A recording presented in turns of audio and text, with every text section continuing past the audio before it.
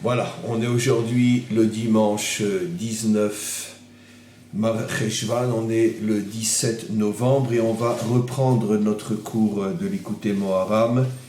On est dans la première partie du l'Ikouté Moharam à la Torah, même tête 49. Alors bien sûr, comme je le dis à chaque fois, une série de cours, c'est très important de bien avoir en tête les cours précédents, sinon vous aurez beaucoup de mal à comprendre le cours d'aujourd'hui. Je vais juste faire un bref résumé et me lancer tout de suite dans la lecture du texte, la traduction et les explications. On avait expliqué la dernière fois, c'est vraiment un résumé extrêmement condensé qui ne rend pas compte de tout ce qui a été dit dans le dernier cours. En tous les cas, on avait expliqué que la véritable sagesse est dans le cœur, c'est-à-dire la capacité de dominer justement, de construire ses midotes, ses qualités en français, mais comme on l'a expliqué déjà des dizaines de fois, le mot qualité, défaut n'existe pas en hébreu. En hébreu, c'est mesure, bonne ou mauvaise mesure. Pour nous faire comprendre que les mesures se trouvent dans le cœur, c'est-à-dire finalement c'est le cœur qui nous fait nous dévier du chemin du juste milieu, de la bonne mesure, parce que comme on le sait, le cœur des fois est extrémiste dans un sens où il est au contraire fatigué, il est pessimiste, il est triste, soit il est trop enthousiaste, soit il est trop triste, et donc il est très difficile d'avoir la bonne et la juste mesure. Pour ça, il faut une véritable sagesse, et cette sagesse qui, comme Rabbi Nachman avait expliqué, s'appelle Chochmat Halev, la sagesse du cœur, c'est-à-dire pas simplement une compréhension intellectuelle et théorique des choses, mais une compréhension qui descend jusque dans le cœur et qui véritablement arrive à mesurer chaque qualité. C'est-à-dire, on avait donné l'exemple, quand il faut être bon, savoir à l'égard de qui il faut être bon, quand il faut être bon, de quelle manière il faut être bon, et la mesure de la bonté. De même pour une autre qualité qui est la rigueur. Avec qui il faut être rigoureux, de quelle manière il faut être rigoureux, quelle est la mesure de la rigueur, quand cette rigueur doit être dévoilée. C'est une sagesse qui est extrêmement complexe, que pratiquement personne ne possède sur Terre. Il y a de génération en génération que quelques grands justes qui ont eu cette sagesse de la juste mesure. Dans le Zohar, dans tous les livres des secrets de la Torah, le Zohar particulièrement nous explique que c'est le plus haut niveau de la sagesse, atteindre la bonne mesure. Finalement, je crois qu'on l'avait déjà expliqué, et toute l'histoire humaine tourne autour de cette incapacité de trouver la bonne mesure, ce qui entraîne les guerres, ce qui entraîne l'extrémisme, ce qui entraîne finalement tous les défauts et toutes les forces destructrices de ce monde sont la conséquence directe du fait qu'on n'arrive pas à trouver la bonne mesure sur le plan individuel et sur le plan aussi, sur le plan collectif. Donc on va continuer maintenant. Et on avait bien sûr expliqué énormément d'autres choses, mais je ne peux pas revoir tout le cours avec vous. Je tiens juste à dire que tous les cours de Chassidut de Rabbi Nachman, que ce soit les cours de l'Ikouté Moharam ou les cours sur les contes, se trouvent dans la rubrique Chassidut. Vous verrez, il y a différentes rubriques dans le site, et dans la rubrique Chassidut se trouvent donc tous les cours de Rabbi Nachman. Donc Rabbi Nachman nous explique, l'homme a le devoir, c'est la priorité de toutes les priorités, de limiter son enthousiasme, parce qu'un enthousiasme qui n'est pas limité se transforme très vite en fanatisme et en extrémisme, dans tous les domaines, pas seulement le domaine religieux. Si je suis trop enthousiaste dans l'amour, je vais m'éparpiller à droite et à gauche. Je ne vais pas pouvoir me concentrer, concentrer mon amour sur une seule femme. Je vais donc, d'abord je ne vais pas me marier parce que j'ai envie d'en connaître un maximum, et même si je me marie, je risque de tromper ma femme parce que cet excès de besoin d'amour et de plaisir va m'amener à de graves choses. Donc il faut être capable de concentrer les tzamtzem, l'enthousiasme de l'amour. Pareil dans un autre domaine, l'enthousiasme de vouloir amener la vérité dans le monde. C'est clair que tous les fanatismes et tous les extrémismes et donc toutes les guerres et toutes les catastrophes et toutes les horreurs de ce monde sont une exagération du sentiment que chacun a, un sentiment bien sûr très très erroné, de détenir la vérité, de vouloir l'imposer au monde entier. Et comme le monde entier refuse cette vérité, tout simplement parce que c'est pas la vérité, donc automatiquement ça se transforme en guerre, en djihad, en catastrophe, etc. Quel est le seul critère pour savoir si quelqu'un est véritablement détenteur de la vérité? Quand il n'utilisera jamais la force et la violence pour que sa vérité se répande dans le monde. Comme je l'ai souvent expliqué, le judaïsme est la seule, l'unique, l'absolument seule religion au monde qui interdit le prosélytisme, à plus forte raison qui interdit la guerre au nom du judaïsme, puisque même dire à quelqu'un, écoute, abandonne ta croyance, viens, convertis-toi, deviens juif, c'est une interdiction de la Torah. Donc même au niveau de la parole, il est interdit d'essayer de convaincre quelqu'un de devenir comme moi. À combien plus forte raison par la force. C'est bien la preuve que la Torah est une vérité authentique. Parce que la Torah n'utilise même pas la parole pour convaincre ceux qui écoutent de devenir comme celui qui parle. On transmet des enseignements, on transmet la Torah, mais comme je le dis toujours, j'ai dans le monde des milliers d'élèves non-juifs. Quand l'un d'entre eux vient et me dit « Rav, je voudrais me convertir », la première chose que je lui dis de la manière la plus sincère, la plus authentique possible, je lui dis « Mais pourquoi tu veux te convertir ?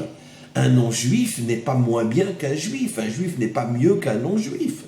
Pourquoi tu veux te convertir ? Tu dois effectivement te construire grâce à la lumière de la Torah, et je suis là pour ça, comme d'autres. Mais tu peux te construire en tant que non-juif, avec cette lumière, prendre de la lumière de la Torah ce qui te correspond en tant que non-juif, mais tu n'as pas besoin de devenir juif pour autant. Comme je dis toujours, on ne peut se convertir qu'une âme juive perdue. Un non-juif ne peut pas et ne doit pas se convertir. Il doit se construire comme un non-juif et avoir la conviction, la certitude qu'il n'a rien à envier à un juif. Tout le monde a le devoir de se construire grâce à la lumière de la Torah. C'est la raison pour laquelle Dieu a proposé la Torah aux 70 nations au moment où il voulait donner la Torah à Israël, pour bien nous faire comprendre que toute l'humanité a une part dans la lumière de la Torah, mais ces 70 facettes de la Torah, à part la Torah qui a été donnée à Israël, sont les facettes qui correspondent aux nations, qui sont différentes de la Torah qu'a reçue Israël. Mais malgré tout, toutes ces facettes, toutes ces lumières viennent de la même source qui est la Torah. Pour l'instant, la seule facette de la Torah qui s'est dévoilée dans le monde, c'est celle qui a été donnée à Israël, puisque les nations ont refusé la leur.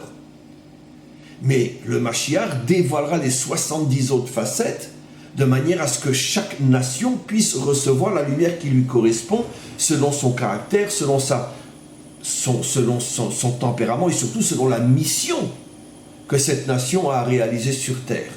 Donc évidemment que nous transmettons la Torah, mais le prosélytisme, la plus forte raison, le djihad, c'est de vouloir contraindre tout le monde à rentrer dans la même étiquette. Tout le monde doit être musulman. Ou à l'époque de l'Inquisition, tout le monde doit être chrétien. Ça, c'est l'expression la plus forte du mensonge. À partir du moment où tu veux imposer par la force, par l'extrémisme, à un autre d'être comme toi, c'est le témoignage le plus fort que tu témoignes sur toi-même, comme quoi tu es en possession d'un mensonge et non de la vérité. Car celui qui a la vérité vraie ne cherche pas à faire du mal aux autres pour les convaincre d'adhérer à cette vérité. Il le fait avec douceur, il le fait avec tolérance, il le fait avec patience. Donc, c'est la raison, j'ai donné les deux exemples, dans l'amour, dans la vérité. Je pourrais donner un autre exemple, dans la sévérité. Si tu es trop sévère, tu deviens aussi quelqu'un de violent, quelqu'un de coléreux, quelqu'un de méchant. Donc, dans toutes les forces du cœur, dit Rabbi Nachman, tu dois faire attention que la mesure ne se transforme pas en exagération. Itlahavut, ça veut dire un trop-plein finalement de désir d'aimer, de désir de vérité, de désir de justice. Le trop amène à la catastrophe. J'avais déjà rapporté dans d'autres cours que c'est l'explication, mais incroyable, que nous révèlent nos maîtres sur le verset de la Torah au moment de la création de l'homme. Chaque jour il est dit Dieu vit que c'était bien, et au moment de la création de l'homme il est dit Dieu vit que c'était très bien. Et nos maîtres je dirais presque en même temps la sagesse incroyable ainsi que le culot incroyable de dire, ça veut dire quoi? C'était très bien, c'est le mal, c'est l'ange de la mort. Comment? C'est très bien, c'est le mal, c'est l'ange de la mort. Oui, parce que trop bien amène à des catastrophes. Sois bien, ne sois pas trop bien. Parce que dès que c'est trop, même dans le bien, ça aboutit à la catastrophe. Ça aboutit à la mort, ça aboutit au mal. C'est enseignement incroyable que nous révèlent nos maîtres. Je continue. Il faut toujours que tu sentes dans ton cœur, dit Rabbi Nachman, un vide, un manque. Un halal, mot à mot, ça veut dire un vide. C'est très très important ce qu'il explique ici. Il faut tout le temps donc que tu sentes un vide. C'est-à-dire que l'extrémisme, c'est exactement le contraire. Je suis tellement plein que ça déborde à l'extérieur. Je suis tellement sûr que mon Dieu est le vrai Dieu que je vais me battre pour que tout le monde reconnaisse ce vrai Dieu. D'accord? J'ai tellement besoin d'amour que je vais aller avec 1000 femmes. Je suis tellement en quête de justice que je vais éliminer tous les méchants. Non, tu élimines pas tous les méchants. Parce que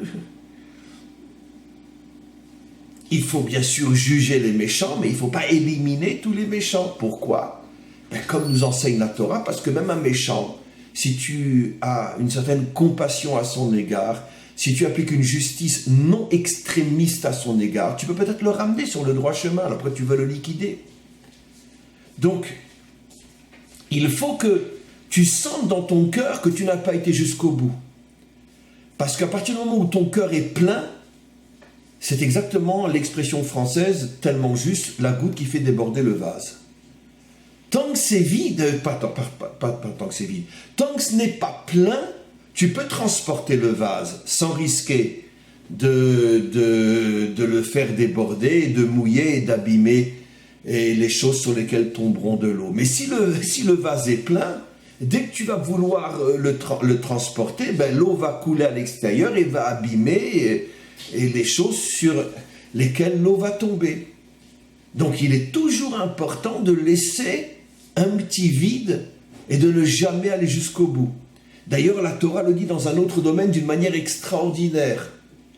La Torah nous montre qu'à chaque fois que le peuple juif s'est rebellé contre Hachem et la Torah, c'est toujours quand il était rassasié qu'il avait le ventre plein. Comme il est dit, Va'achalta ve'savata, tu mangeras, tu seras rassasié, ve'shacharta et Hachem Elokera, tu oublieras Hachem ton Dieu. Dans tous les passages de la Torah où on parle de l'abandon par Israël de Dieu, c'est toujours dans une situation où le ventre est plein. Comme il est dit dans les prophètes qu'il y avait une abondance, une réussite extraordinaire au niveau des 10 tribus qui sont les premières à avoir abandonné la Torah et Dieu jusqu'à l'exil à l'époque de Sanchériv. Et qu'est-ce qu'il est dit là-bas? Que les gens se levaient le matin, et tout de suite ils commençaient à boire du vin, et le soir ils chantaient, ils dansaient autour de tables où ils mangeaient, où ils buvaient, etc. Qu'est-ce que la Torah veut nous faire comprendre? Que l'abandon de Dieu vient justement du fait que tu ne sens plus de manque, tu ne sens plus de vide.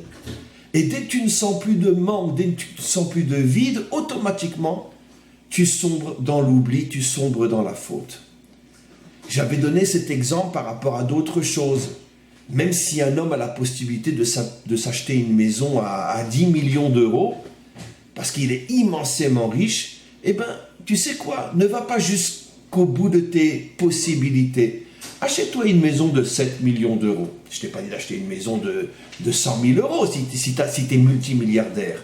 Mais toujours, sois en dessous de tes possibilités. Parce que c'est ça le salut. Le salut de l'homme dépend justement de sa capacité à toujours être en dessous de ses possibilités. Parce que ce vide qu'il maintient en lui va le protéger de l'extrémisme, va le protéger de la goutte qui fait déborder le vase. Dans toutes les qualités, c'est exactement comme ça qu'on obtient la juste mesure. Je ne vais pas jusqu'au bout de ma bonté. Oui, même dans la bonté, je ne vais pas jusqu'au bout de ma bonté. Je ne vais pas jusqu'au bout de la justice. Je ne vais pas jusqu'au bout de toutes les qualités que j'ai. Parce que dès que j'atteins le bout d'une qualité, eh bien la prochaine étape, c'est l'extrémisme. Donc je préfère être un petit peu moins bon que ce que je pourrais faire. Je préfère être un petit peu moins juste que ce que je pourrais faire, car comme ça, je me protège de l'extrémisme. Car rien ne détruit plus au monde que l'extrémisme. Ce que je dis est d'une importance, mais inimaginable. Parce que très souvent, on entend des discours qui sont à l'extrême opposé. Il faut aller jusqu'au bout et donner encore plus que ce qu'on pourrait donner. Non, ce sont des discours fanatiques, ce sont des discours faux, ce sont des discours de personnes qui n'ont strictement rien compris à la psychologie ou à la manière profonde dont fonctionne un homme. N'amène jamais un homme jusqu'au bout de ses possibilités, à plus forte raison de les dépasser. Parce que dans ce cas-là, tu l'amènes sur le terrain de l'extrémisme. Et c'est ce qu'on voit aujourd'hui. Dans toutes les religions, y compris dans la nôtre, l'extrémisme, constamment. Au départ, c'est des gens très très très bien. Mais à force d'avoir toujours voulu plus, ils en arrivent jusqu'à dénigrer et dire du mal de tous ceux qui ne sont pas comme eux. Pourquoi ?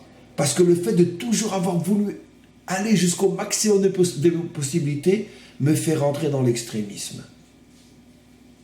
Et ici, Rabbi Nachman nous donne un remède, un médicament inimaginable. Je le répète, un homme doit limiter son enthousiasme Kedei sheisher belev chalal. Je pense que rien que cette phrase-là, si on la comprenait, peut reconstruire l'humanité tout entière.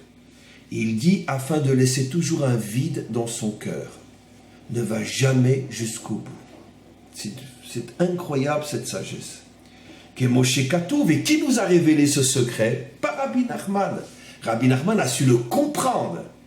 Mais qui l'a révélé? Simplement, comme lui le révèle, et sans Rabbi Nachman, nous ne l'aurions pas compris.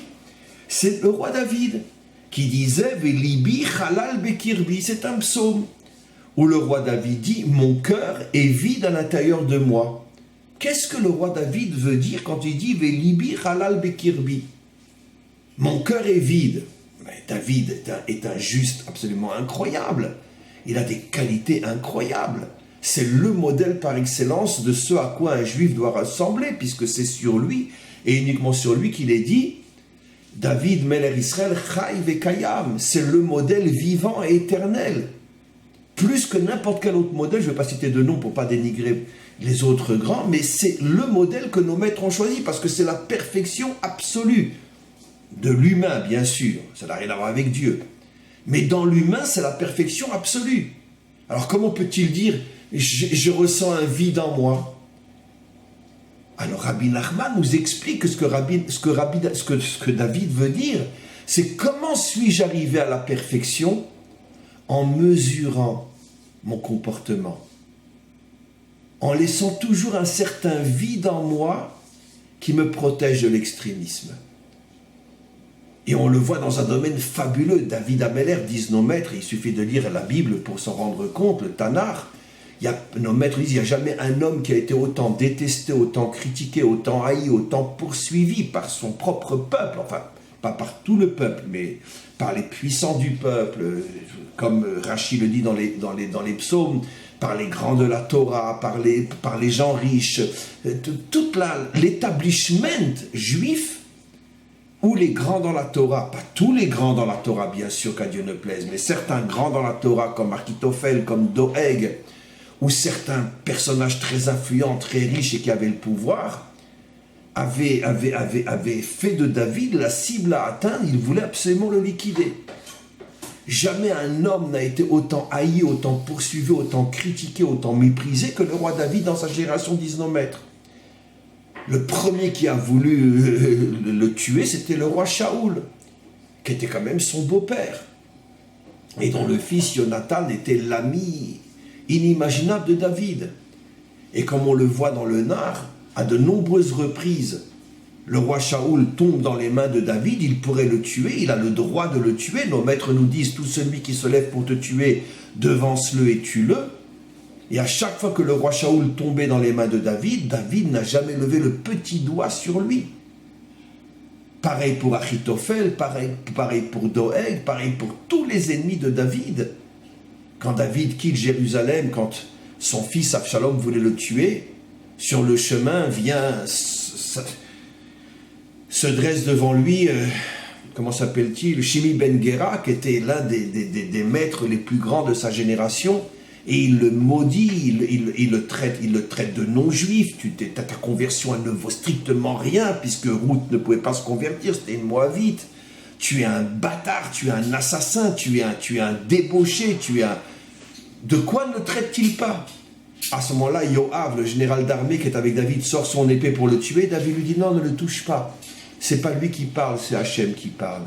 Moi j'entends Hachem, je l'entends pas lui. Il avait une capacité de mesurer sa colère, de mesurer sa vengeance, mais quelque chose d'absolument inimaginable. Et c'est vraiment le domaine le plus parfait où on peut prouver qu'un homme n'est pas un extrémisme, justement, lorsque on l'humilie, lorsqu'on lui fait honte en public, lorsqu'on le poursuit, qu'on veut le tuer, et qu'il aurait la possibilité lui-même de se venger et qu'il ne le fait pas, c'est la preuve que cet homme-là n'est pas du tout extrémiste. Mais comment David est arrivé à cette mesure? Il le dit lui-même, « Velibi chalal bekirbi » Dans tous les domaines, j'ai toujours laissé un vide, je n'ai jamais accepté d'aller jusqu'au bout, parce que je savais que la différence entre le jusqu'au bout et l'extrémisme repose sur un cheveu. Et je ne voulais pas prendre le risque d'approcher ce cheveu et de sombrer dans l'extrémisme. Parce que si David avait été un extrémiste, quand Shaoul lui est tombé dans les mains, il aurait pu dire « Ah, mais Dieu dit que tout celui qui veut te tuer, devance-le et tue-le. Je le fais au nom de Dieu. » Oui, djihad, bien sûr. Qu'est-ce qu'on ne fait pas au nom de Dieu? Les pires alloperies, on les fait au nom de Dieu dans ce monde. Jamais un nom n'a été aussi sali, n'a été aussi pourri, n'a été aussi falsifié que le nom de Dieu. Au nom de toutes ces ordures sur terre qui, au nom de Dieu, commettent les pires crimes, les pires saletés. Au nom de Dieu. David est l'exemple de l'absolu contraire. J'avais le droit de tuer Shaoul au nom de Dieu, mais je ne l'ai pas fait. Je préfère laisser mon ennemi vivant que de tomber moi dans l'extrémisme et de devenir un djihadiste. Ça, c'est hors de question. Alors très bien, je continue à être en danger, mais je préfère mourir comme un homme que de vivre comme un inquisiteur. Ça, c'est hors de question. Donc c'est ce que dit le roi David, je continue. « Velibi chalal bekirbi » j'ai toujours laissé un vide dans mon cœur. « Valiedea tzimtzum shel ha'itlahavut » et grâce au fait qu'un homme contient son extrémisme, « Yachol lavo leitgalut me'amidot » c'est comme ça qu'il arrive à faire naître en lui les bonnes mesures. En français, les qualités, mais encore une fois, ne s'appelle une qualité que si elle est mesurée. Quelqu'un de bon n'est pas forcément quelqu'un qui a la qualité de la bonté. Parce que s'il est trop bon ou pas assez bon, il n'a pas du tout la qualité de la bonté. La bonté devient une qualité quand elle a la juste mesure, et pareil pour toutes les autres. Donc, Yachol lavo leitgalut me'amidot, Aïnou, donc il arrive à dévoiler les mesures, donc les qualités. Aïnou, la avodet Hashem idbarar be'adraga ou be'mida, c'est-à-dire de savoir dans chaque situation, à chaque moment et dans chaque endroit, quelle est la qualité qu'il doit dévoiler, et selon la mesure de la qualité. La relation entre les parents et les enfants, entre un homme et sa femme, les parents et les enfants. Un enfant de 11 ans qui vient et qui dit « Papa, j'ai besoin de 50 euros. » Ah, pourquoi tu as besoin de 50 euros, mon fils? Parce que je sors avec les copains et j'ai besoin de 50 euros. Ah oui, 50 euros, mais c'est beaucoup. Qu'est-ce qu'elle fait avec 50 euros? Bon, on va s'acheter des choses. Ah oui, tu vas t'acheter de la drogue, vous allez fumer, etc. Il est hors de question, mon fils. Et en plus, tu restes dans le son, tu sors pas. Alors, c'est quoi ça? C'est de la cruauté? C'est quoi? Alors, si tu lui donnes les 50 euros et parce que tu lui diras non, je veux pas qu'il me haïsse, je veux pas qu'il se révolte contre moi, je veux qu'il sache que je suis un bon père, je ne m'oppose pas à ses plaisirs, c'est de la bonté ça? Non, c'est un crime. Un gosse de 11 ans, tu lui dis non et tu le mets dans sa chambre. J'ai pas dit que tu lui rentres dedans et que tu le frappes ou tu le gifles, qu'à Dieu ne plaise, mais tu lui interdis de sortir. Maintenant, quand il a 18 ans et qu'il te demande les 50 euros, ben là, tu pourras pas lui interdire de sortir, mais tu peux lui répondre d'une autre manière. Dire, mon fils, tu veux 50 euros, va travailler. Tu veux te détruire, tu veux te faire du mal, pas avec mon argent, avec le tien, va travailler. Tu veux sortir ce soir, t'as 18 ans, je vais pas t'enfermer dans ta chambre, mon fils. Tu veux sortir, tu veux rentrer demain matin, c'est pas mon problème, t'as 18 ans. Je peux plus t'enfermer dans ta chambre comme à l'âge de 11 ans. Tu veux sortir, d'accord, très bien, pas avec mon argent, avec le tien. Voilà une autre manière de voir le problème quand l'enfant a 18 ans. Et donc, bon, ce sont des exemples au ras des pâquerettes, mais voilà. Et si l'enfant de 18 ans, tu dis, tu l'enfermes dans sa chambre, là, tu es aussi un criminel. Un enfant de 18 ans, on ne l'enferme pas dans sa chambre. Non, je regrette. C'est un homme majeur, même s'il vit chez toi, tu ne peux plus l'enfermer dans sa chambre. Et tu ne peux pas dire « Ah, mais j'ai fait ça pour le sauver ». Non, tu ne l'as pas sauvé, tu l'as tué. Parce qu'un gosse de 18 ans que t'enferme dans sa chambre, je veux dire, c'est sûr qu'il va te péter entre les mains. Donc la bonne mesure, c'est ça les vraies qualités. Et à ce moment-là, tu arrives à servir Dieu, dit Rabbi Nachman, Aïnou la avodet Hashem, yidbarar be'adarga ou be'mida. Tu arrives à servir Dieu avec la bonne mesure et dans le bon contexte à chaque fois. Ça veut dire quoi servir Dieu? D'après les exemples que je vais donner, c'est pas servir Dieu. Mais bien sûr, c'est servir Dieu. Servir Dieu, c'est pas uniquement les choses religieuses. Tout comportement humain sur terre s'appelle servir Dieu. Je dirais plus encore que les exemples que j'ai donnés sont encore plus du service divin que de mettre les tefilines ou manger cachère. Pourquoi? Parce que c'est ça ce qui construit le monde. Quand tu trouves la bonne mesure dans la relation entre les hommes, entre les peuples, entre les communautés, entre les gens différents, entre les tendances différentes. Quand tu trouves la bonne mesure et que tu sais avoir la bonne réaction, c'est ça qui construit le monde. Plus que n'importe quel autre service divin qui est uniquement spirituel.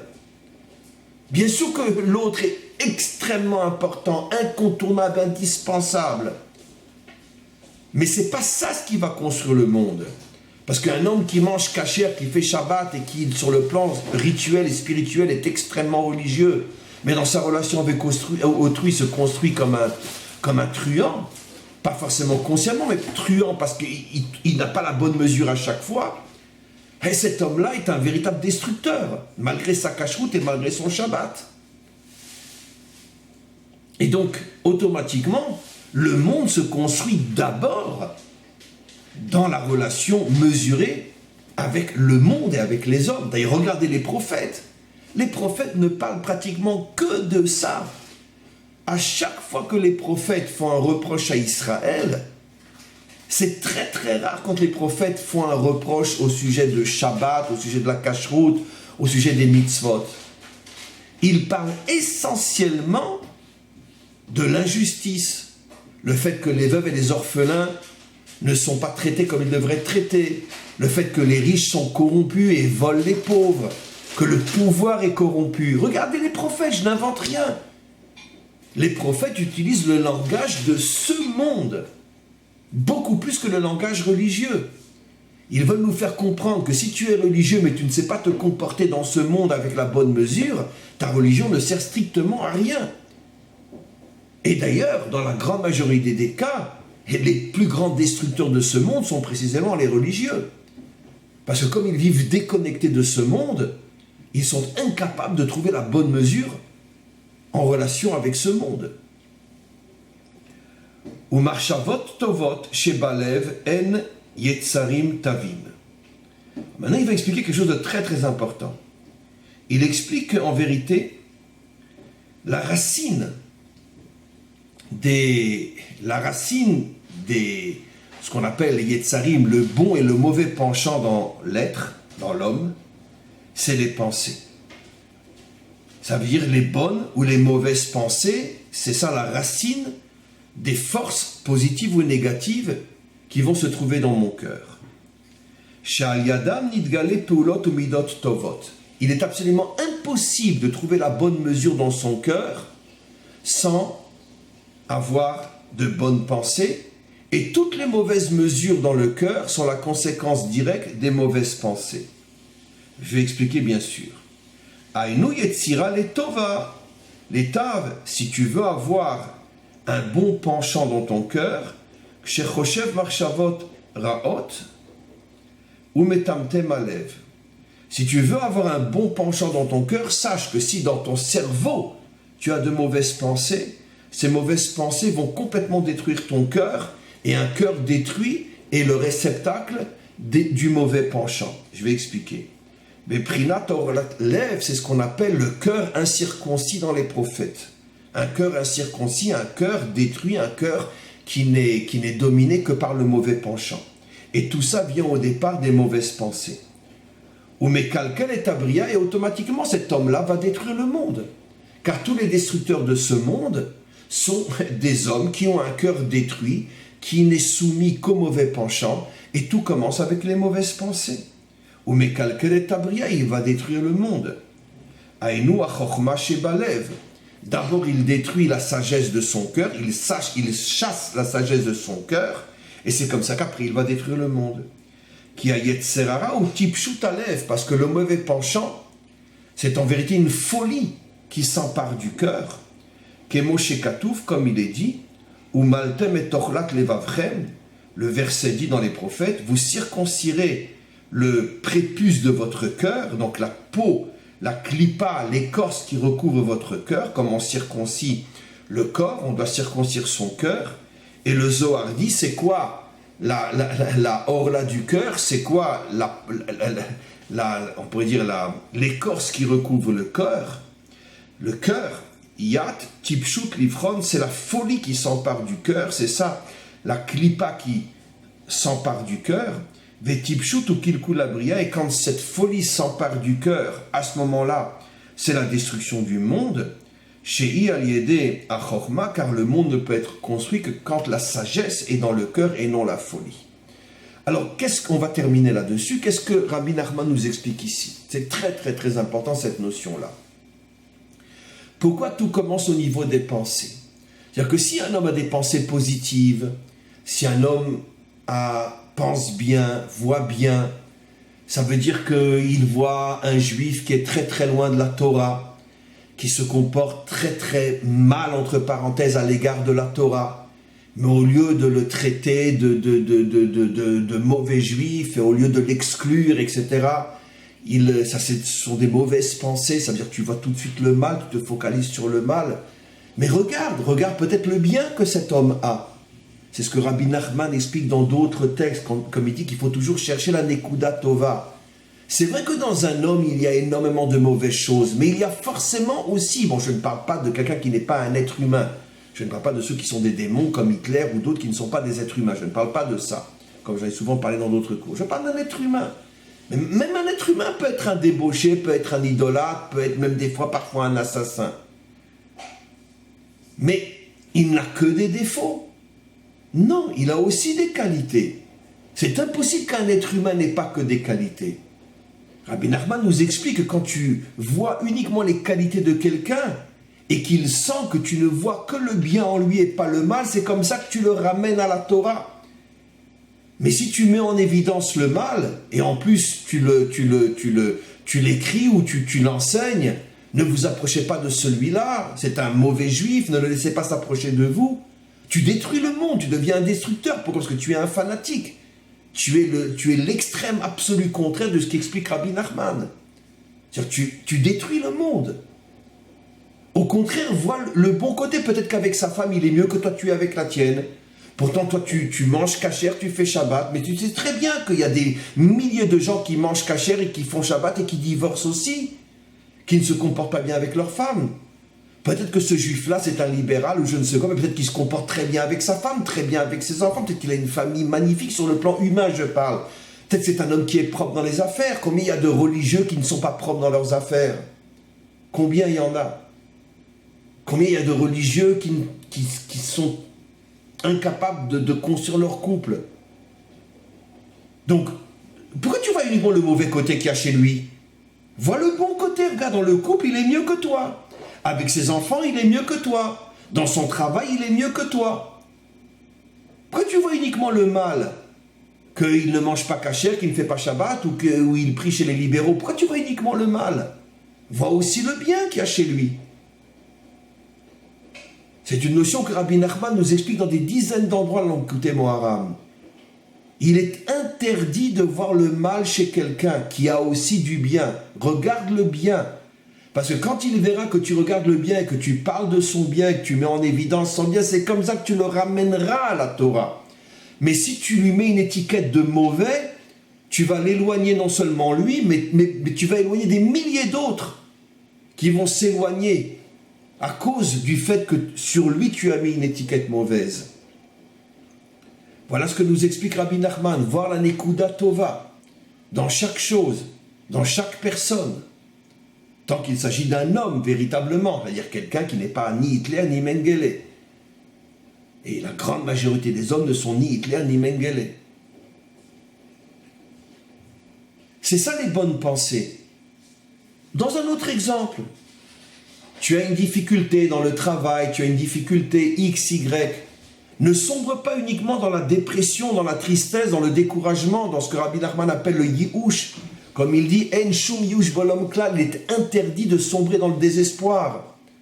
Vois le bon côté. Et si tu cherches le bon côté, tu vas trouver que peut-être dans cette épreuve se cache une lumière absolument incroyable. Comme le dit lui-même le Baal HaTanya dans le Tanya, que chaque épreuve, c'est une lumière qui est tellement forte que sur le moment, elle nous aveugle. Et on croit qu'on est dans l'obscurité. En vérité, on est dans une lumière absolument incroyable. Mais nos réceptacles ne sont pas suffisamment grands pour percevoir cette lumière, alors on sombre dans l'obscurité. Comme si on allume une lumière trop forte devant quelqu'un. Sur le moment, il est complètement aveuglé, il hurle, je ne vois rien, sauvez-moi. Mais tous ceux qui sont à l'extérieur voient qu'en vérité, il est dans une lumière tellement forte que lui le voit comme une obscurité. Voilà ce que le Tanya nous révèle sur une épreuve. Donc au lieu d'hurler, je ne vois rien, aie confiance, dis-toi que peut-être, avec le temps, tu vas commencer à voir que cette épreuve était là pour te grandir, pour t'apporter quelque chose que tu n'aurais jamais pu recevoir sans cette épreuve. Donc vois le bien, pense bien. Et de même dans tous les domaines de la vie, Rabbi Nachman nous livre ici une clé incroyable. Il n'y a pas une chose dans laquelle il n'y a pas du bien et du mal. Ne te focalise pas sur le mal, focalise-toi sur le bien. Et si tu te focalises sur le bien, tu arriveras à faire descendre la sagesse dans le cœur et tu trouveras la bonne mesure. Mais si tu te focalises sur le mal, tu vas faire entrer la folie dans ton cœur. Éloignez-vous de ce juif, il ne mange pas kasher. Éloignez-vous de ce juif, ne le comptez pas dans le minyan. Ça, c'est la folie du cœur. Pourquoi? Parce que tu vois le mal, tu ne vois pas le bien. Tu as des marchavot ra'ot, tu n'as pas des marchavot tovot. Tu as de mauvaises pensées, pas de bonnes pensées. Et donc, ici, Rabbi Nachman tranche de manière extraordinaire. Celui qui voit le bien aura la sagesse du cœur et la mesure de ses qualités. Celui qui voit le mal aura la folie dans le cœur et aura des forces extrémistes dans son cœur. Il sera toujours en train de dire du mal, toujours en train de repousser, toujours en train de détruire. Lui-même, dans son propre comportement par rapport avec Dieu, sera toujours extrémiste. Il n'aura jamais la bonne mesure. Et en étant extrémiste avec Dieu, il va être extrémiste avec les hommes. Voilà l'enseignement absolument incroyable. Avoir la foi absolue, la émouna en hébreu, qu'il n'y a rien dans ce monde qui ne contient pas du mal et du bien. Vois le bien, ne vois pas le mal. Et si tu vois le bien, tu ramèneras la personne entièrement vers le bien. De même, toi, tu as eu une épreuve, ne te focalise pas sur le mal qu'il y a dans l'épreuve, sur ce que tu es en train de perdre en ce moment. Focalise-toi sur le secret caché de cette épreuve qui, avec le temps, la patience, l'endurance, te révélera une lumière et un bien extraordinaire. Sois fort, sois patient, sois courageux. Et la émouna, c'est impossible que Dieu veuille te détruire. Et la patience d'attendre, et tu verras que cette obscurité va se transformer en lumière absolument incroyable. Celui qui sombre dans la mauvaise pensée fait rentrer la folie dans son cœur, se détruit et détruit le monde. Celui qui se focalise sur la bonne pensée fait rentrer la sagesse dans son cœur, se construit et construit le monde. Be'ezrat Hashem, on continuera ce cours très prochainement.